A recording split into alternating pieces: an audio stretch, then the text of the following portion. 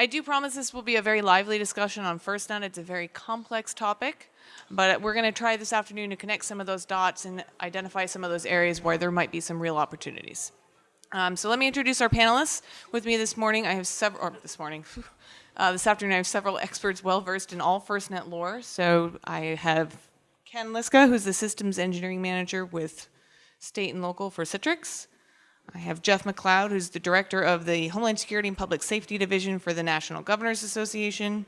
And then Terry Hall, the Director of the York, Poquoson, Williamsburg Regional 911 Emergency Communication Center.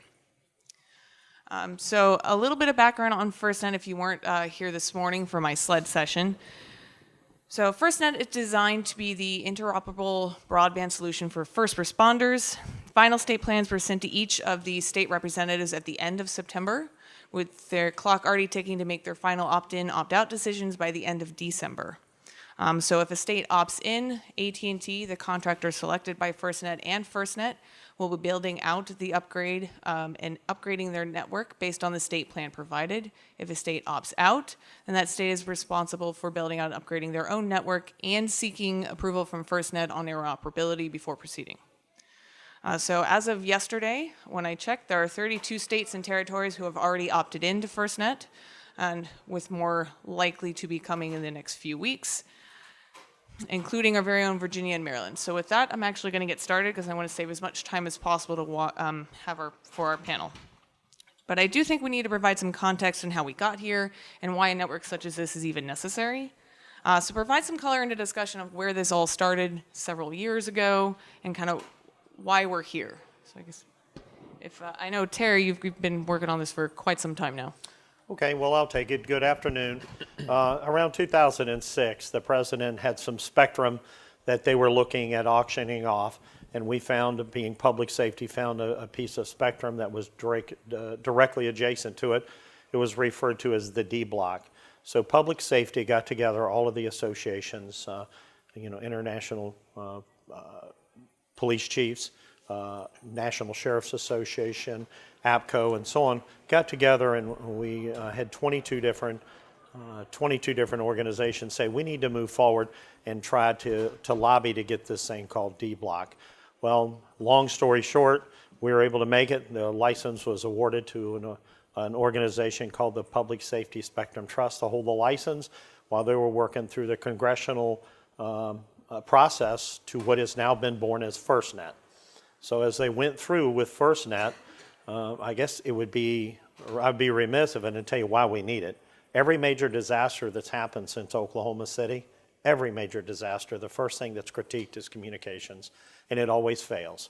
Oklahoma City, the networks froze up, cellular networks, and we had broadband that was, in its infancy there. It froze up, and every event that has gone on since then, first thing critiqued is communications. We had an earthquake in Virginia. It was frozen up. If you look at what happened in Texas, what happened in Puerto Rico, what's happening around the country and around the world, communications freezes up. Public safety systems are built to 99.999%. Cellular's typically 99.99%. So the need was derived from us not having a pipe large enough to do broadband. Although our cellular communications were working, we were constantly going down because of capacity. Plain language, you could text and you couldn't talk because a text takes up less capacity. So the whole genesis behind it was to get a bigger pipe for public safety to use and to have public safety be able to talk on a public safety grade hardened network that we would take priority on a certain portion of the spectrum to allow us to talk when others couldn't. I would just add, too, that it fulfills the last remaining recommendation of the 9/11 Commission, so that really kind of provided a lot of the momentum to get it pushed over 2012 when the legislation was passed. So I'm with the National Governors Association. Governors are pretty active in advocating for the legislation. We really kind of help play a role in drafting it as well. My counterparts on the government relations side.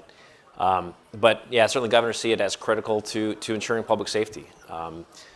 And it's, we see it as really bigger than just, FirstNet's not the silver bullet to solve everything, but it is a part of what we can look at as the emergency communications ecosystem, which includes FirstNet, alerts and warnings, NextGen 911, and land mobile radio. So.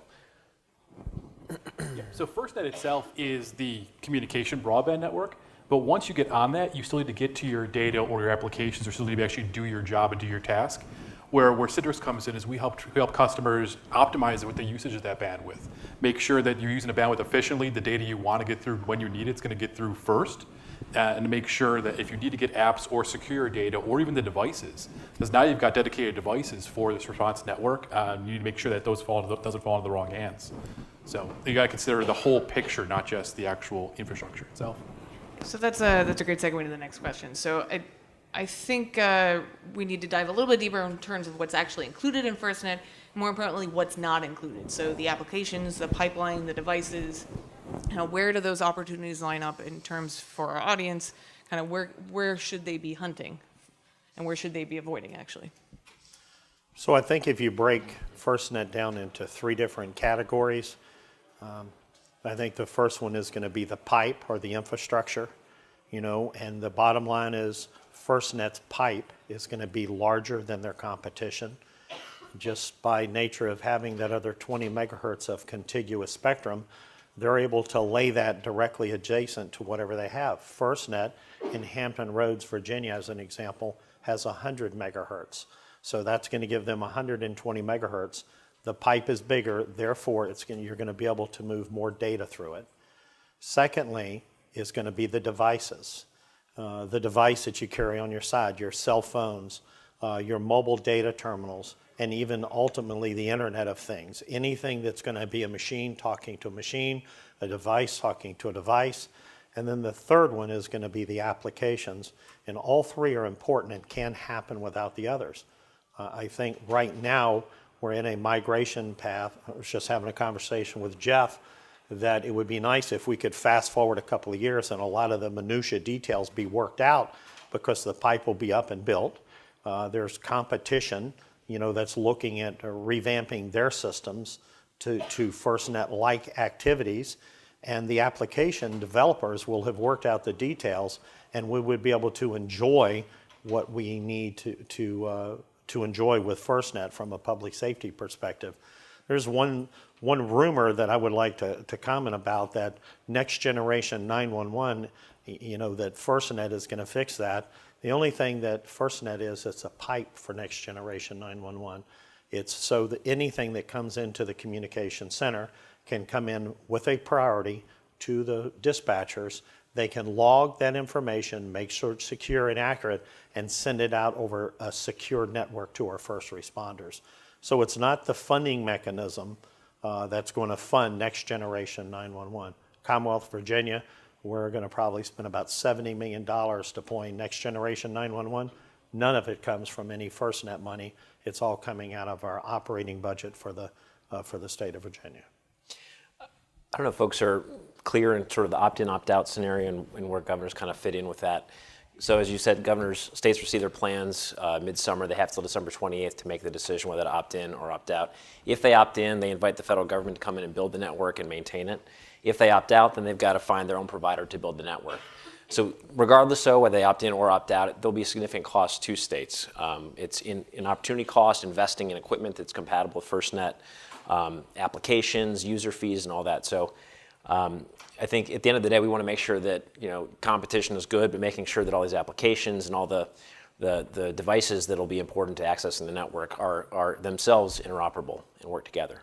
So I think applications are really the real target here and a good area for opportunities. So, share some of your best practices in terms of developing those apps. I know you were sharing some stories about apps that didn't quite work so well, that had some privacy issues. So some of those apps that they might be able to target for future opportunities, and how they might go about developing and targeting the customers in order to do that. Sure. Well, for application-wise, there's 2 main areas you want to look at for apps. There's going to be the mobile apps. They're going to be the apps that you're deploying directly on a mobile device. For those apps, what you want to make sure you're doing is they first need to be certified to work in the network and on the device. Then you need to worry about what data is being stored on that device from that application. Does it have HIPAA data on it? Does it have PCI data on it? Does it have other data that you shouldn't be sharing? Is it body camera footage that hasn't been edited? Is it medical records or the actual crime scene photos or whatnot? Something is on there. And so if I'm a first responder and I have a device that has this data on it, and I've had these applications, I'm at an incident and it's hectic, it's busy, I'm doing things, I lose my phone. If somebody finds that phone later, can they now have access to all that data I just put on that dedicated device? Furthermore, can they now take that device and use it themselves to attach to FirstNet and get more data on the network? So if you're putting mobile apps out there, you need to make sure that the device is secured, or that you have the ability to either manage the device through an MDM device management system or an MAM mobile application management system where you can pull the data off. The second aspect of that, is it a government-owned device that's owned by the public safety agency, or is it a personal device? Is it a volunteer firefighter that has his own iPhone? He's got his family photos, he's got all his personal data on it, but he's also got FirstNet data. If he loses that phone, how are you going to tell him, I'm going to delete all your photos too now, all that stuff is gone? So you want a solution, like for example, what Citrix can do is we can put a package on the phone that can let you manage and secure the container that all of the FirstNet data is in, while leaving your personal data aside. So if that phone is lost, the agency can then wipe all of the agency data off that device securely and be sure of it, and without having to touch the personal data, which helps the bring your own aspect of the system work.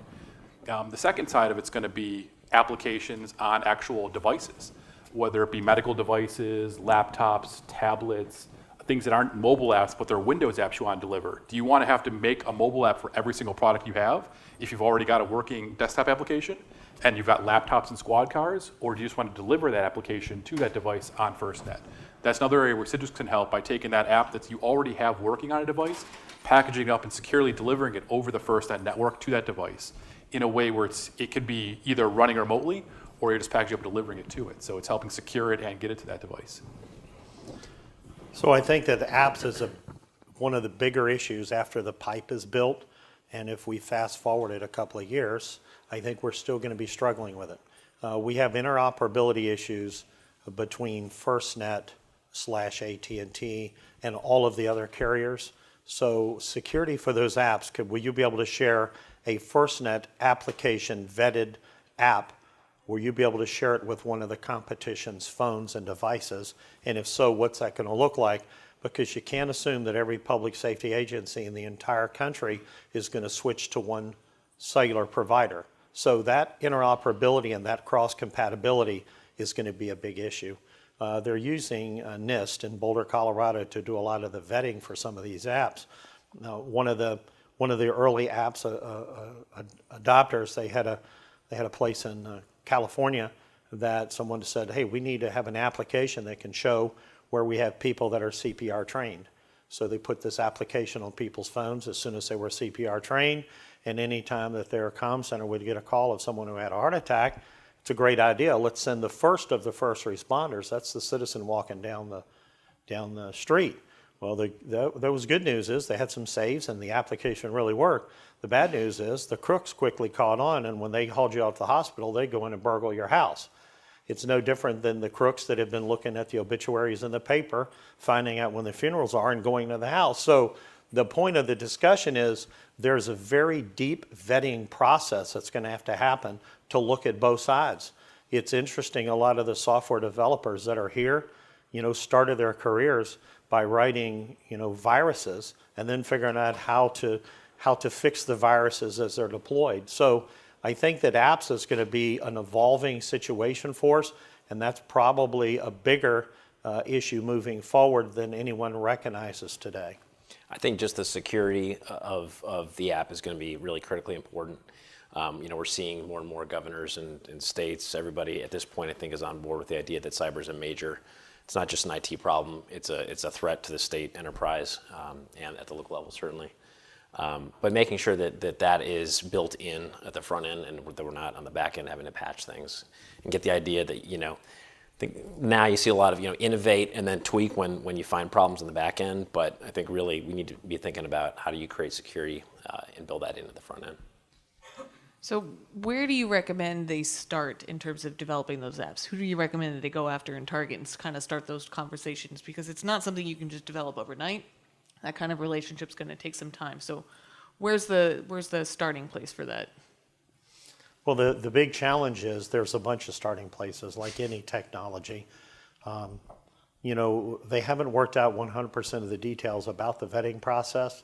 A couple of years ago, AT&T sponsored a big event in the White House, and they brought in a bunch of college student app developers, and they gave them a problem, and they said, we're going to give you X number of hours to develop an app. And the technology and the know-how that these college students have far surpassed some of the things that we in public safety thought we would be thinking about. And they weren't public safety first responders, but they were technologists that listened to a problem and developed apps. So I think that many of the folks in this room and some of your kids and some of your neighbors are coming up with ideas for public safety apps now, and you're going to have to pay very close attention because everybody has a vetting process of how it's going to happen. If you're going to go on the FirstNet system, it's going to have to be submitted and blessed by FirstNet, and ultimately, I believe through NIST, who's working on this now out of Boulder, is the current proposal for the vetting process. I think going directly to the consumer, right? At the end of the day, it's going to depend upon state and locals, first responders, as to whether or not they find it useful. So doing consumer focus groups. I think also having red teaming, which is you have folks come and try to hack into your network. Same idea, create an environment where things could go wrong and try to learn from that. So I think we talked a little bit about interoperability and the opting out. So I think, there are 32 states who have already opted in, but there are a couple of states who have hinted at, maybe not officially announced that they're going to be opting out. So what does that mean in terms of interoperability? How do we ensure that they, even if they are running on a different cellular network, that we don't have the same breakdowns in communication? So what are the steps that they've already gone through in order to ensure that interoperability? Well, that's, I think, the biggest challenge going forward. Virginia, the Commonwealth of Virginia was the first state to opt in, and we opted in for several reasons. I chair the Statewide Interoperability Executive Committee for Virginia, and we looked at the amount of money it was going to take, how we're going to have to be interoperable with all of our states that are neighbors, the time frame in which we're going to have to build out, and there was no business model that we could create that we would be able to get the funding, stand up the departments that would be required to do in the amount of time that we were able to. Some of the states that are opting out are smaller states, or that are talking about opting out are smaller states. Many have already deployed statewide broadband LTE networks. And I think the magic part about this, or their biggest uphill battle is going to be, do they have to be compatible with only FirstNet, or do they have to be compatible with FirstNet and the other wireless carriers? And the reason I say that, it's ironic that FirstNet has to be interoperable with FirstNet, but not with the other companies. So I think that's some of the things that we're still working through, and where some of our constituents are really having challenges with in the whole opt-out, opt-in scenario. And early on in the discussion, if you do nothing, what does that mean? Well, FirstNet has that written, and doing nothing means you opt in. So at the end of the day, there will be a nationwide broadband public safety network, and interoperability and our applications and the use of that is going to be up to the public safety folks, the public service people. And the levels of interoperability are still being worked out. As an example, everyone thinks that the highest level of interoperability should be police, fire, and EMS. It is. How about post-Katrina? You're 2 weeks after your event. Now you've got your public utilities in there. They actually become a higher priority in many ways than some of the first responders who are answering, the looting calls and trying to keep everything safe, because they're restoring critical infrastructure. So the levels of interoperability and the levels of priority access, those things are still being worked through too. So we're really on its infancy right now on what it's going to look like. And from Virginia's perspective, it's exciting and it's also scary being in on the cutting edge of this technology, because in many ways, a lot of this stuff, we're participating in the thought process that's going to drive the rest of the country. So I think, Jeff, you have a unique perspective from the National Governors Association in being in some of those discussions. And what are some of the discussions, if you can share some of kind of whatever they've been discussing in other states as they make their decision whether they're going to opt in or opt out, and kind of what's driving those decisions? Yeah, I think for states that opt in, I mean, the way the legislation was written, it was to make it hard for states to opt out, and that's by design. But I think there was room in there for states to decide to opt out if they thought it was in their best interest, and I think most states have decided that the unknown outweighs any benefits they might get from opting out. Most folks I know, governor staff who have had to help advise their governor on this, have said, I don't have enough information to tell my governor to opt out, though I'm not entirely happy with the opt-in scenario. But that is the way the law was written. I think for us, a big, going forward, I mean, this is sort of the easy part, right? Getting the governors to decide whether to opt in or opt out. The hard part's implementation. And I think also with FirstNet's role and AT&T, it's a unique public-private partnership. But from our perspective, where's accountability going to come from? And certainly the market can provide some of that. They don't have to use the network if they don't want to, but the reality is too that in some places it'll really be the only dog in town. I mean, in rural areas especially, if they build out the network there, they may not have another option. So how do you ensure that AT&T is hitting their benchmarks? And there are benchmarks and penalties written into the contract between FirstNet and AT&T to ensure they do. But I think states want to make sure that governors and states, locals, state officials are all committed to this actually being interoperable and helping first responders do their job and save lives. So that's kind of, for us, that's the bottom line, making sure that we're agnostic, we say, as to whether or not states opt in or opt out, but fully committed to a fully interoperable, successful broadband wireless network. So There's another part of that as well too. Even if a state opts into FirstNet, they still have to worry about what happens with bring your own devices or any devices that aren't officially a FirstNet device. How do I get those devices into the network? Do I have to replace every single device on day one, or can I connect other devices? So what you'll end up with is scenarios where you've got mobile vehicles that have hotspots that are on FirstNet, and then you're connecting your devices via Wi-Fi. Now you're taking devices that are not part of FirstNet, they're not certified for FirstNet, you don't know what's on those devices. Now you got to make sure you're securing the data transfer. You need to make sure that if they're doing anything to grabbing data, putting data into FirstNet, you're securing it. You've got some sort of application firewall making sure that, yes, I've given access to that device, but I don't want it doing these types of SQL attacks to my database, because you don't want to have someone malicious taking an environment down. You've got to worry about the connectivity. How many devices can you? What's the area? If now I'm at an incident site, how many vehicles do I need to have? How do I have a network set up that I can use all these mobile devices? If these mobile devices are connected, what happens if someone starts streaming YouTube videos on their downtime during an incident? Is it going to kill the network for everyone on there? So you need to have ways of optimizing the bandwidth usage. You need to have plans to take care of all those non-FirstNet devices that need to touch the network as you get into the network or permanent state. one thing to think about too is who will actually have access, who are the primary users. And in each state, it's somewhat different. Title alone isn't going to help get you to that answer, and that's part of the challenge, I think, is for both the providers, AT&T and FirstNet, but making sure that the right people in the states have access to the network. And there's a public expectation and there is a public safety expectation that there's been a long fight for FirstNet to be born, and AT&T is doing a great job in looking at rolling out the network, and they're partnering and growing with each one of the states that opt in. But I think managing public expectations is a biggie.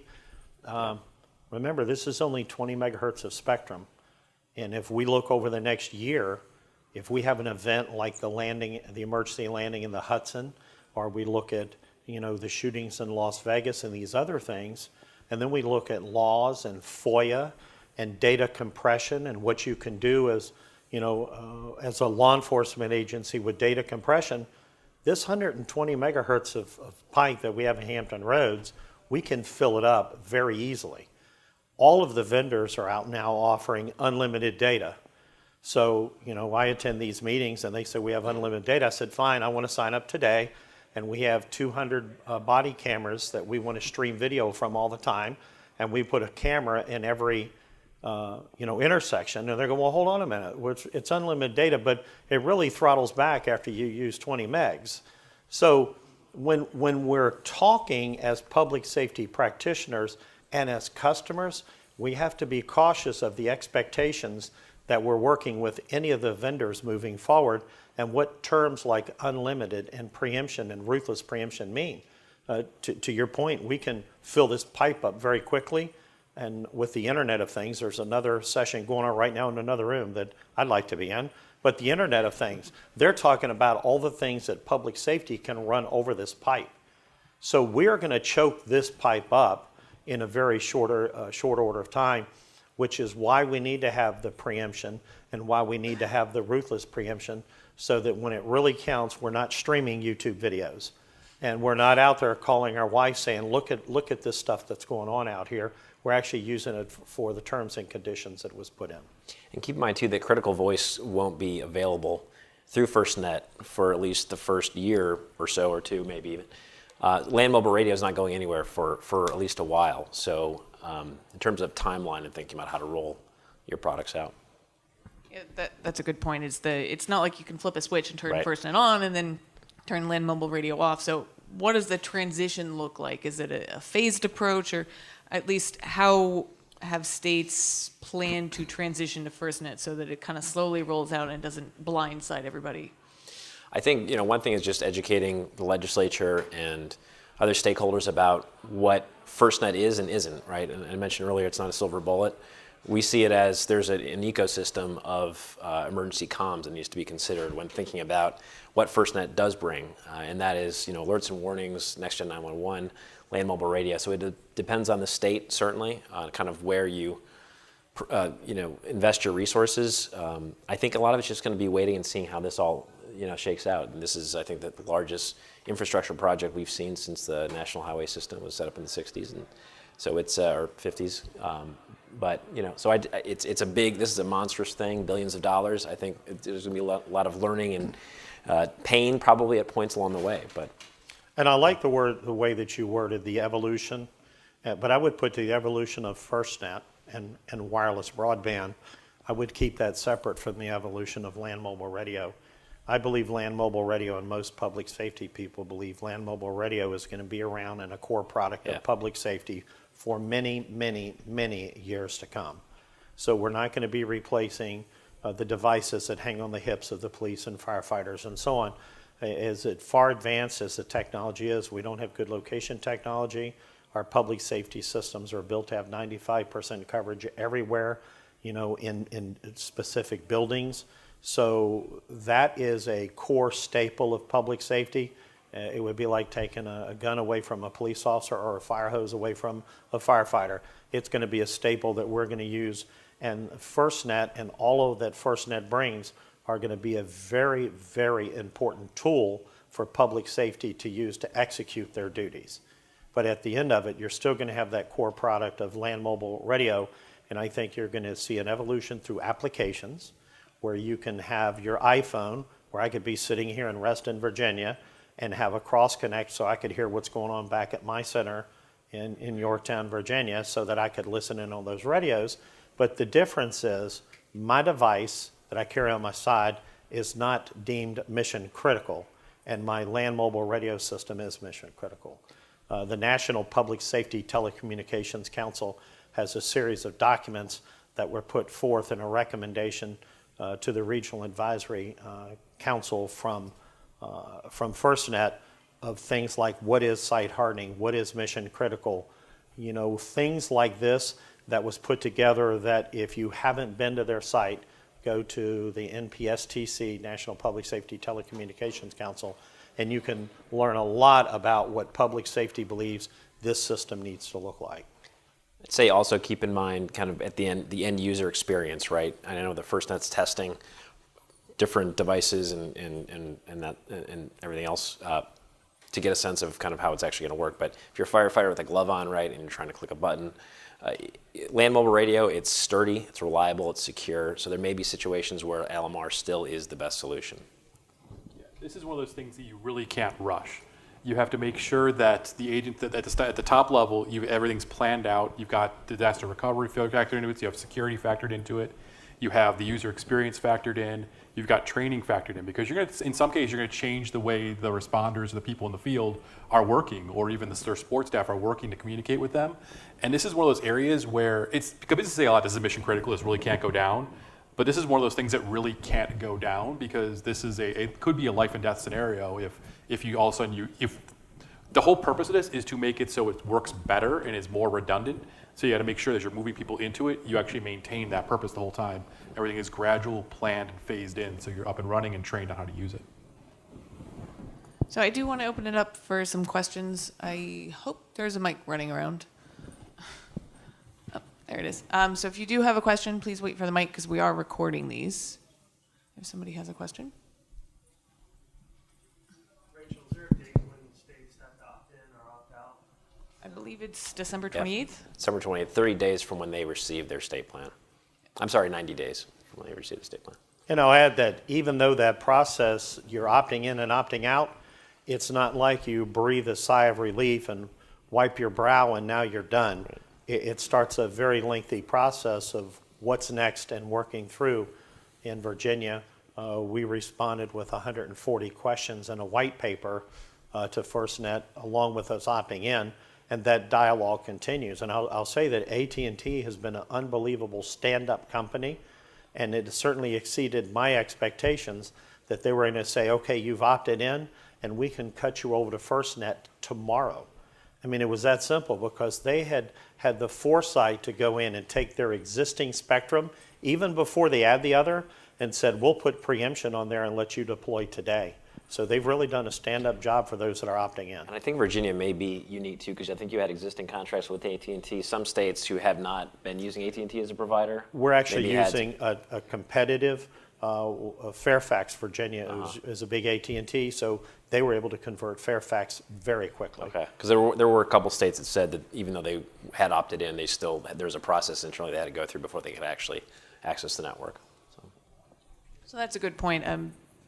Opting in is not like, okay, check the box, we're all done. So what are the steps, and give us a little bit of flavor for some of those 140 questions that you sent back over in Virginia. The gist of it is you need to put together the rest of your plan. AT&T has done an unbelievable job of putting FirstNet on the road in the Commonwealth. They've had meetings across the Commonwealth. They're explaining what FirstNet is, and it's not in a sales pitch environment. It's not like, okay, we're here now. I've got somebody sitting in the back ready to sign contracts. It's we're here, and we're going to be evolving. And it's interesting because they're under certain restraints they're under certain timelines with FirstNet for doing deployables to start the network. But in the Commonwealth, they're really not being pushy with it. They're saying, let's get our coverage right. Show us where you need to have coverage. Let's look at some of the rural things. Jeff mentioned, rural coverage. That's probably one of the biggest issues that we have in every state, because every state has rural. Some have desolate. And it doesn't mean that now we're going to opt in and whatever company is going to come in and add 500 sites. There still has to be a business model to show that people need to have the service. Parts of Southwest Virginia are carrying 2 devices. They're carrying an AT&T phone and they're carrying a Verizon phone because neither have ample coverage. Just because we opted in doesn't mean they get to throw one of them in the trash. It's an evolving situation that they're going to go to over the next couple of years. But FirstNet is coming in, or AT&T is coming in, and they're meeting with the jurisdictions. They're saying, here's our coverage map. From a public safety perspective, you tell us where we need to go, and let's put that in our business plan moving forward. And I would say that they're doing an outstanding job of planning that. They are doing a great job of putting together seminars so that everybody can understand what FirstNet is and what it means to them. And they're also doing a great job by telling you that FirstNet is a choice. Opting in doesn't mean that you have to do anything as the state. It just means that you've opted in and you've agreed to have this nationwide network because it's been ordered to do so. Everybody in the state still has their local choice. Opting in doesn't lock you into signing a contract with anyone. You still have your choice.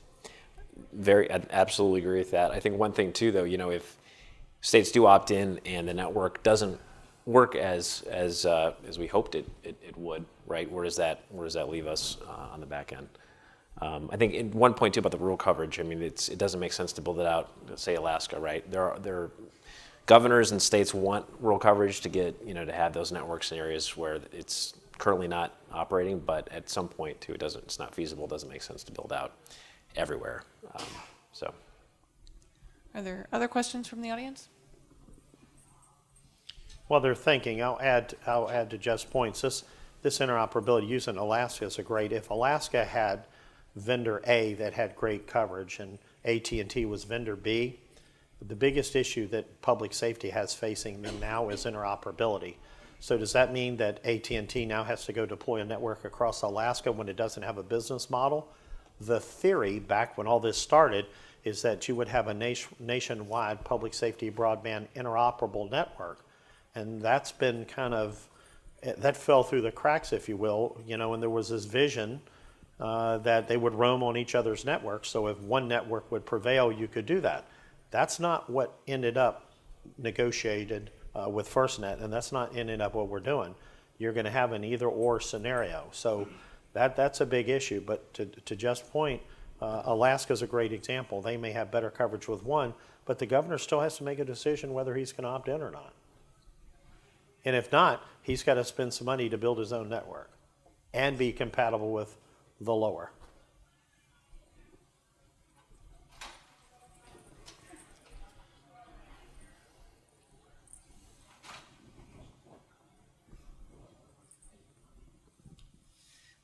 You mentioned BYOD devices and application firewalls. Is there anything else specifically you could call out that is being considered in the tech builds that will be available to protect GFEs and non-GFE devices alike? Well, I don't think the standard really says what you need. It just says what you need to be aware of. So as far as BYODs, you need to make sure the device can either work on the network or can connect to some sort of router that works on the network.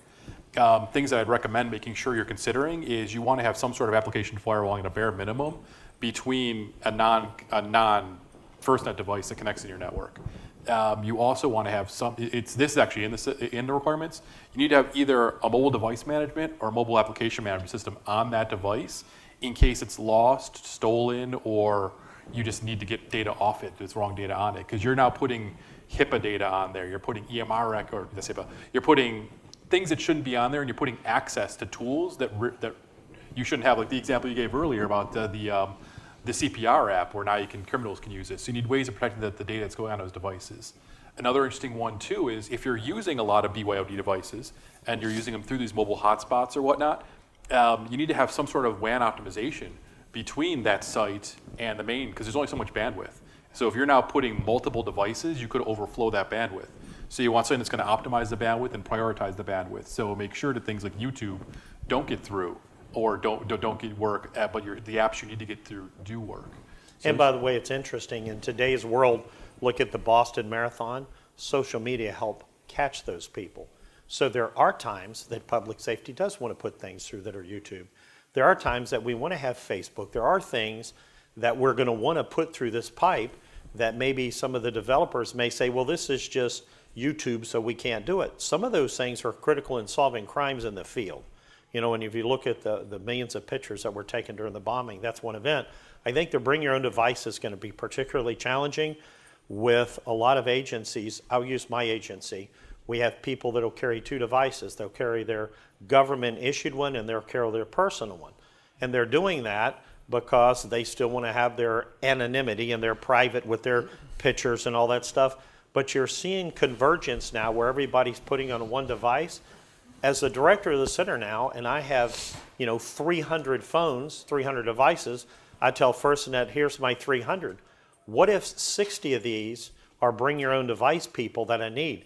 How do I vet when they're using it for bring your own device on a public safety scene or when they're rolling in to take YouTube videos to upload to the world to show them what's going on? That's going to be a challenge for us moving forward as well, how to prioritize that.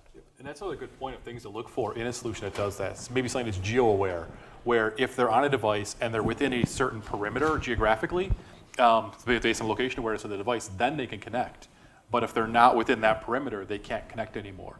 So you want to make sure a solution can do something like that. Another key thing to look for if you're using BYOD, especially with volunteers, like volunteer firefighters, would be to make sure you're only doing a mobile application management system where you don't have to control the whole device, you don't have to wipe the whole device if you need to get something out of it, but you can still secure data in a container and you can control that data container without having to own the device.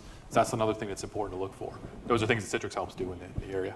I think we have one other question. It's an absolutely fascinating conversation. I'm curious about, as a Californian, we have pretty good wireless communications. I live in a town with Qualcomm.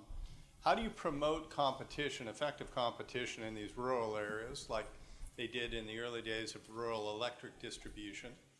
How do you incentivize that? How do you link to things like SATCOMs to cover those sparse areas? And better yet, is there a way to use things like the DoD used with joint tactical radio systems, jitters, for example, with shaping waveforms to run them on commercial networks? In spite of the fact that the commercial networks can be brought down with the use, you can certainly shape the waveforms and shape the utilization model and make role-based access control like you were talking about, Ken, a second ago. So I'm curious how you do that, because this is a laudable goal, but it also gives one common carrier just a huge market edge as opposed to the others who would like to compete in that space. And we are America after all. So one of the easier things you can do because this is going back to the scenario where you're trying to connect like a mobile hotspot, the hotspot's on FirstNet and the devices aren't. That hotspot can have a device that links multiple different back-end infrastructures. It can have an LTE, it can have the SATCOM, or it can have whatever the other networks are it needs to get to. So the devices just need to be on that Wi-Fi in that area, and then your infrastructure can connect back that proper way. Is that? Well, it is, but there's a lot of rural areas that doesn't have Wi-Fi. They don't even have cable TV, and there are some other things. So, you know, you asked a question that we could put together another seminar on, to be honest with you. So I'll narrow quickly. Number one, you've got laws, and when you cross, federal frequencies and state and local frequencies and jurisdictional frequencies, they may be in the same spectrum, but they're in a different band of the spectrum, so they're not cross-compatible. So you do that through patching things through together. What you've talked about, if we call land mobile radio, where you turn the knob and you're talking on somebody's system, the highest level of interoperability, and SafeCom defines that as the highest level of interoperability. Everything else that you're talking about is defined by the SafeCom continuum with 6 levels of interoperability, and it shows how to do patches, how to do roaming, how to swap devices. So a lot of that has already been thought about, and in their RFP, they, being AT&T, they have deployables and they have all these other technologies that they can happen. But being a first responder, that's really great. But when it happens and when it's going down is when we need to have it. So I think in some of the more rural areas, that's a different level of interoperability. If you looked at the shootings that happened in Las Vegas, they're a very large land mobile radio system. They had a lot of apps running on their phones and everything went pretty well communication-wise. If you had to put that venue somewhere very rural, you would have had a different outcome from a communications perspective. I think we have time for one more question. And you already have the mic. I got the mic, so I got control. What about in-building coverage? Because that is one of those things that varies wildly from local jurisdiction to local jurisdiction in terms of mandating adequate coverage. When you move from land mobile radio to LTE, now you got serious penetration issues, and you could go put the world's greatest LTE network out in the public space, but if it doesn't penetrate in building and now you're using those LTE devices, you're in trouble. So is there going to be a greater push from the opted-in state levels to try to mandate, because right now a lot of states or a lot of local jurisdictions, it's only when you're trying to get a certificate of occupancy. There's mostly grandfathered in, no requirement to have public safety systems. So do you see that being changing and evolving so that states are going to start to mandate that broader? So the answer is yes, and it's kind of the same general comment, but it's a different avenue. I would keep that in a different bucket, if you would. The Federal Communications has mandated some evolutionary processes that all the wireless carriers have to do for location accuracy. Several years ago when we started taking calls, they said you had to be 67% 67% of the time within 100 meters. And the location technology now, just by the basis of the fact that they have deployed more cell sites and they're trying to infiltrate, our location technology has gotten better. But you were spot on when you said when you went to 4G LTE that we took a couple of years backwards because it doesn't give us the pinpointed accuracy. However, the FCC and the Next Generation 911 Institute and all of the National Number Association and APCOs and so on, they're all working on that away from FirstNet, and they're going to each complement each other as they both continue to evolve. All right, so to wrap things up, I think take a 5-year lens, look out, kind of see where do you see the opportunities presenting themselves? What will we be discussing 5 years from now in terms of what the states will be doing, where we see the opportunities, what applications they'll be working on? I think Whoever wants to start. Sure. So what I think is going to start, once it actually starts getting deployed and devices are on the network and it's actually been accepted and being used more frequently, I think you're going to see a lot more Internet of Things, IoT devices, start joining FirstNet. You're going to see a lot more desire for real-time collaboration of data sources, where it's not just one agency that's seeing the data, it's being able to share the data quickly with multiple agencies in a disaster site. I think you're going to get more towards that collaborative, more data, more devices, more data type things. I would say, smart cities, take that up to the state level, smart states, smart cities. As things become increasingly more connected, IoT, everything else, I think you're absolutely right. There'll be more expectation, right, that this kind of communication happens flawlessly and that you can take advantage of the opportunities that these new technologies offer. I think in terms of the build out of the network, I don't think it'll be done. I think we'll still be, hopefully we'll have some good, examples of where it's worked really well, and I think there'll be some tweaking as we move forward with it. So, I like Jeff's word of tweaking because that's what it's going to be. The entire process is going to be that. As we look at moving forward on this, I think we're going to have a lot of the things worked out. We haven't mentioned this, but AT&T has a 25-year contract with FirstNet. So 5 years is going to be the first milestone that they're going to really hit, that we're going to see that the network's going to be built out. They're going to do things to harden it. They will or will not have interoperability worked out, and the network will be filling up. And I think the technology, they're going to be looking, what's next? We're going to be dealing with all of the applications that are going to continue. We're going to be dealing with the pipe that we thought was so large is now not as large as we thought.